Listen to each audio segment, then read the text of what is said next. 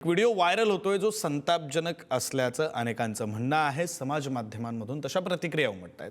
दादरमधल्या विद्यार्थी आंदोलनावेळी एका पुरुष पोलिसाकडून महिलेशी गैरवर्तन करण्यात आल्याचा आरोप होतोय। आमदार रोहित पवार आणि खासदार वर्षा गायकवाड यांनी एक पोस्ट करत हा आरोप केलाय। या व्हायरल व्हिडिओवर आता संतप्त प्रतिक्रिया उमटू लागल्या। सिव्हिल ड्रेसमधील ही व्यक्ती जर पोलीस असेल तर त्यावर कारवाई करावी अशी मागणी रोहित पवार आणि वर्षा गायकवाडांनी केलेली आहे।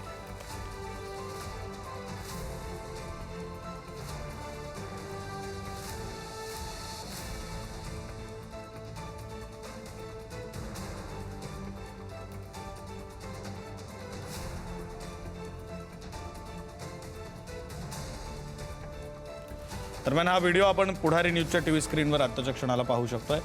हा तो व्यक्ती आहे पांढऱ्या कपड्यांमधला ज्याच्यावर आता हे आरोप केले जात आहेत। रोहित पवार सोबतच वर्षा गायकवाड दोघांनी हा व्हिडिओ समाज माध्यमांवर पोस्ट केलेला आहे। आणखी अनेकांनी हा व्हिडिओ पोस्ट केलेला आहे। आपल्यासोबत नीलम गोरे जोडल्या गेलेल्या आहेत। आपण त्यांची प्रतिक्रिया या व्हिडिओ संदर्भातली जाणून घेऊया। नीलमताई, हा व्हिडिओ आपणही पाहिला असेल। वर्षा गायकवाड, रोहित पवारांनी हा व्हिडिओ पोस्ट केलेला आणि आता संतप्त प्रतिक्रिया उमटत आहेत। आपली या संदर्भातली प्रतिक्रिया?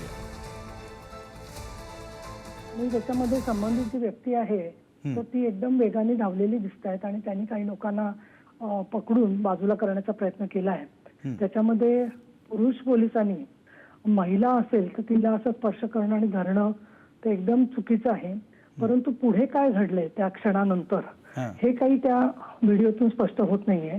परंतु महाराष्ट्र राज्याची आणखीन माननीय मुख्यमंत्री, गृह विभाग, आमचं सगळं सरकार यांची जबाबदारी आहेच की या व्हिडिओची चौकशी करून त्या संदर्भामध्ये जो काही गैरप्रकार घडलेला आहे किंवा घडला असावा त्याच्याबद्दल योग्य ती कार्यवाही करणं। फक्त त्यात माझी संबंधित मुलीला विनंती आहे की त्यांचं नाव पूर्ण गुप्त ठेवलं जाईल कायद्यानुसार आणि त्यांनी जर का तक्रार या संदर्भातली दिली गोपनीय पद्धतीने किंवा संबंधित पोलीस स्टेशनला किंवा अगदी तुमच्याही प्रतिनिधीकडे आमचा नंबर घेतला तर ती त्यांची तक्रार जी आहे की प्रत्यक्ष काय घडलं या संदर्भामध्ये अधिक माहिती सुद्धा स्पष्ट होऊ शकेल।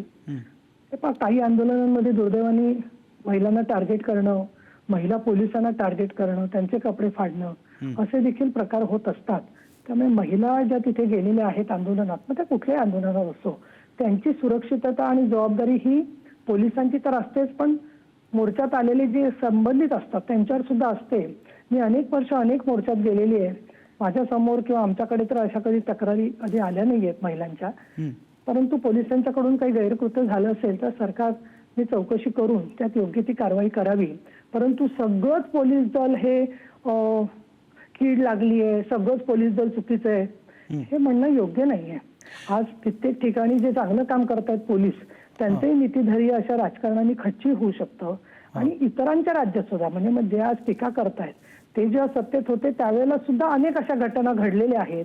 तुम्ही आठवून बघा आझाद मैदानवरचा सगळा प्रकार काय झाला, तो महिला पोलिसांना अक्षरशः कपडे पुरवावे लागले, सगळी ती चौकशी किती वर्ष चालली यामध्ये। त्याच्यामुळे मला असं वाटतं समर्थन करण्याचा तर प्रश्नच नाहीये, पण वस्तुस्थिती आणखीन प्रत्यक्षात काय घडलंय ही माहिती ज्यांच्याकडे असेल त्यांनी ती अजून द्यावी।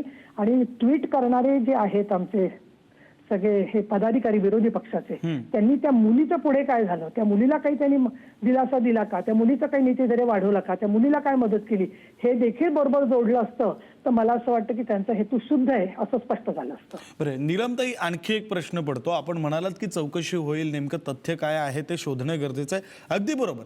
चौकशी अंती जर असं लक्षात आलं की संबंधित पोलीस अधिकारी जर पोलीस अधिकारी असेल तर सिव्हिल ड्रेसमधला, तर काय कारवाई केली जाऊ शकते, कायदा नियम काय सांगतो या संदर्भातली आपली काही माहिती हवी आहे? एक तर सगळीकडे प्रोटोकॉल्स आहेत की महिला असतील तर महिलाच पोलिसांनी त्यांना अटक केली पाहिजे किंवा संरक्षण देणं, पण काही वेळेला अपवादात्मक स्थितीमध्ये पुरुषांना सुद्धा महिलांचं संरक्षण करायची वेळ येते कारण गर्दीमध्ये तेवढ्या महिला पोलीस नसतात हे देखील आहे। पण त्याच्याकडून काही जे काही गैरकृत्य झालं असेल, त्याच्यात काही महिलांना त्रास झाला असेल तर त्याच्यावरती निलंबन होऊ शकतं, बडतर्फी होऊ शकते, अनेक गोष्टीचे निर्णय घेणं शक्य असतं असं मला वाटतं।